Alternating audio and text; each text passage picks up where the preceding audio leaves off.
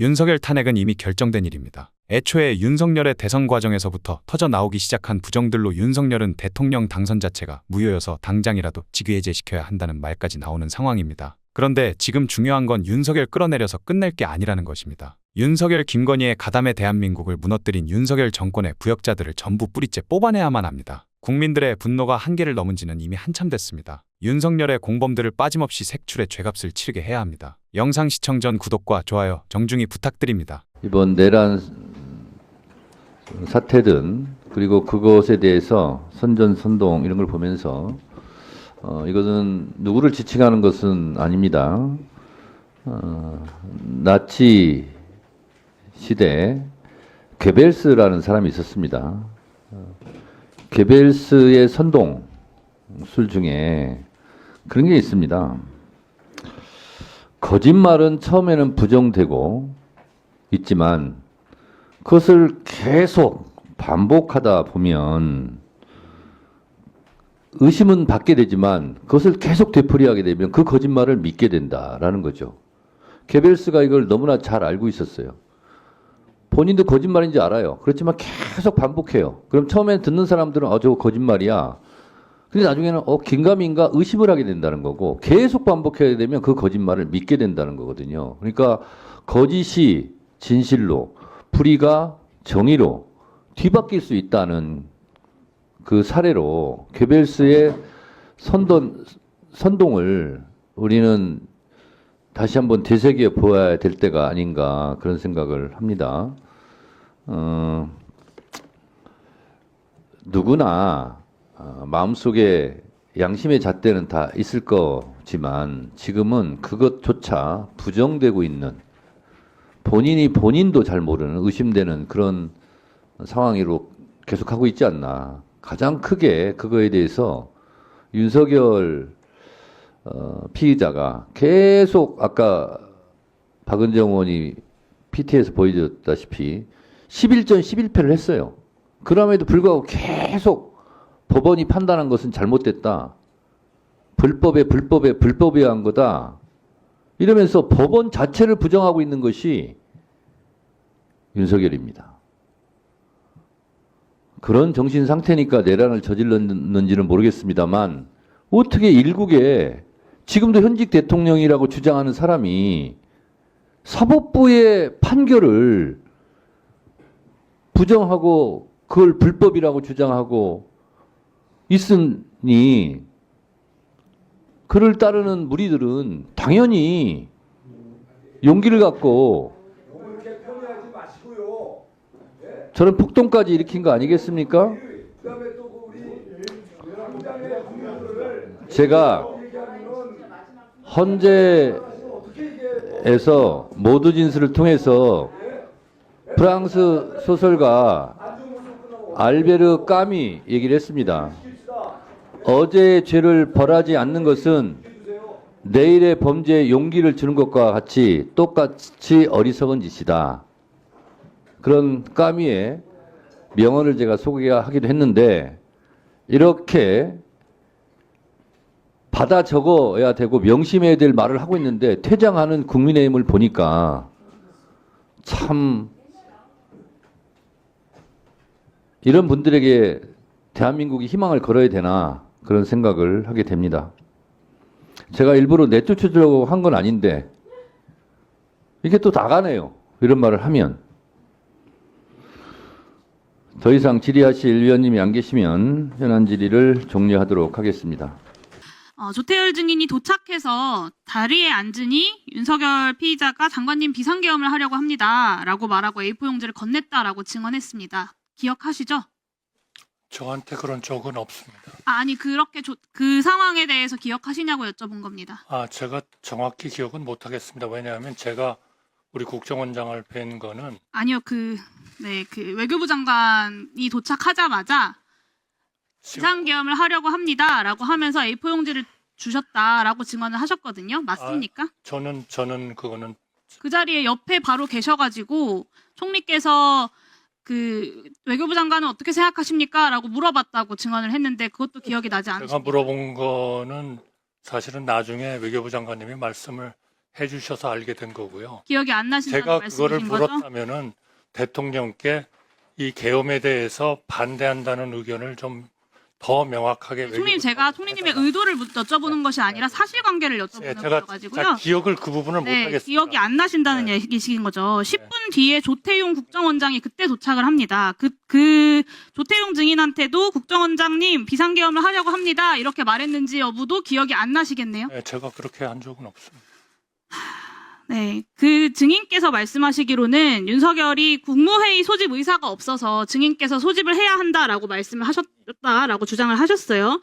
그러면 도대체 무슨 기준으로 8시 멤버를 먼저 불렀을까라는 의문이 여전히 남습니다. 그 총리의 증언이 사실이라고 하면 조태열 증인에게 A4 용지를 줬던 것처럼 각 장관들에게 임무를 하달하려고 준 것이 아닌가라는 생각이 그런 합리적 의구심이 들 수밖에 없어요. 증인께서 국무회의를 소집하려고 노력했다라는 말이 사실이라면 그 8시 장관들을 왜 불렀느냐에 대한 의문이 남는다라는 점을 말씀드리는 겁니다. 제가 대통령님으로부터 받은 서류는 하나도 없습니다. 네, 제가 그걸 여쭤보는 것은 아닙니다. 네, 네. 22시로 방송 시간도 잡아놨었고 계엄 지시서를 A4 용지로 인쇄까지 해왔던 피의자가 장관들이랑 토론하려고 불렀을 것 같지는 않습니다. 그리고 증인께서는 비상계엄 해제 이후에 1시간이 지나서 2시 10분에야 서울청사를 나와서 대통령실로 갑니다. 그동안 무엇을 확인하고 뭘 기다린 것인지 좀 궁금합니다. 1시에서 2시 사이에 대통령 본인 혹은 대통령실 관계자와 통화하신 적 있으십니까? 저 비서실장하고 통화를 했습니다. 비서실장하고 통화하셨습니까? 어떤 네. 내용으로 통화하셨습니까? 비서실장님도 이러한 사안이 국회에서 해결이 됐으니까 빨리 우리도 이거를 종료시켜야 된다.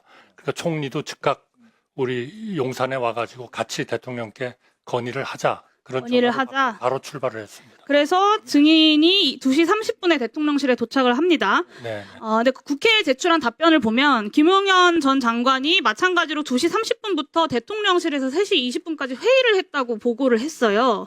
근데 그 시간에 국무위원이라고는 총리님과 김용현 증인 둘밖에 없었다는 이야기거든요. 저는 전혀 그 자리에 있지 않았고요. 그러니까 그 김용현 증인을 본 장관을 적이 없다. 만난 적도 없습니다. 본 적이 없다. 네. 그러면 증인께서는 2시 30분에 도착하자마자 대통령하고 직접 대화를 나누셨습니까?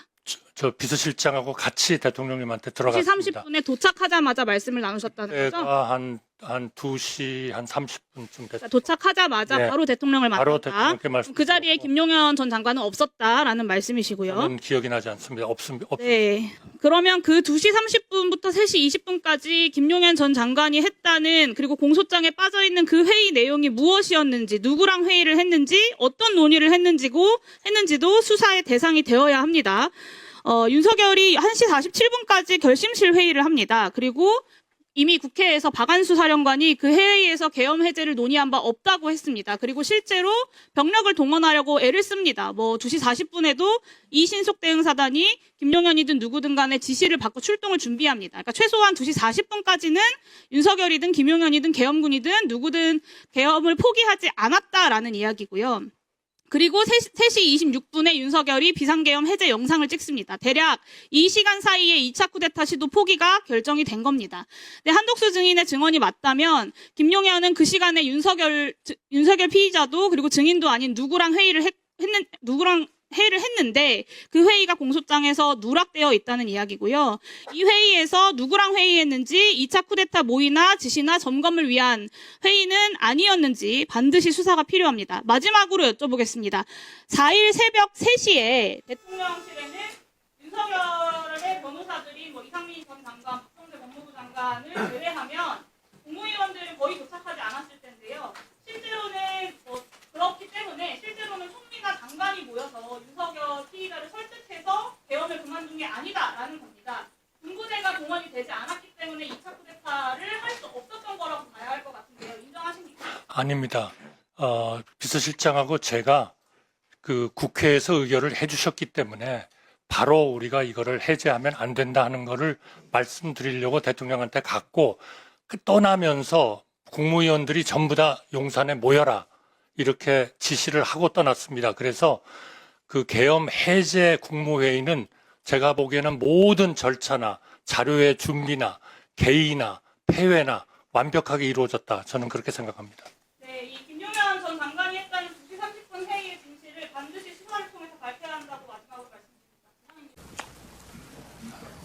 탄핵 이 재판이라는 게 형사 소송 절차 준해서 하는 것이고 또 제가 지금 직무 정지된 상태이기 때문에 어떤 영향력도 행사할 수 없습니다.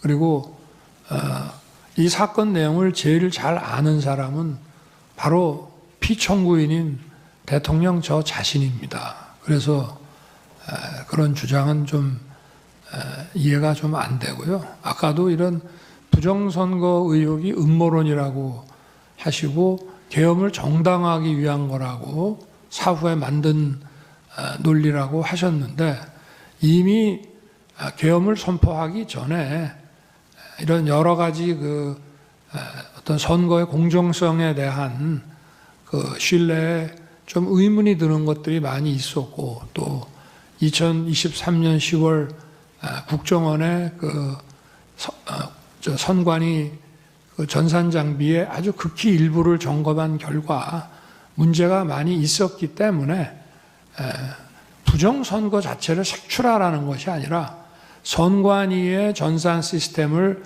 전반적으로 스크린할 수 있으면은 해봐라. 어떤 장비들이 있고 어떤 시스템에 의해서 가동이 되는지 그런 것이기 때문에 저희가 무슨 선거가 전부 부정이어서 믿을 수 없다 하는 그런 음모론을 제기하는 것이 아니라 팩트를 확인하자는 그런 차원이었다는 점을 이해해 주시기 바랍니다. 네. 피청구인 측은 지난 2차 변론에서부터 다양한 부정선거 의혹에 대해서 제기하고 있습니다. 그리고 어제 오늘 선거 부정 논리를 뒷받침하는 다수의 증거와 증인도 신청했습니다. 하지만 대법원 및 사법기관 판단을 통해서 모두 근거 없는 주장으로 판단된 사안들에 대한 것입니다.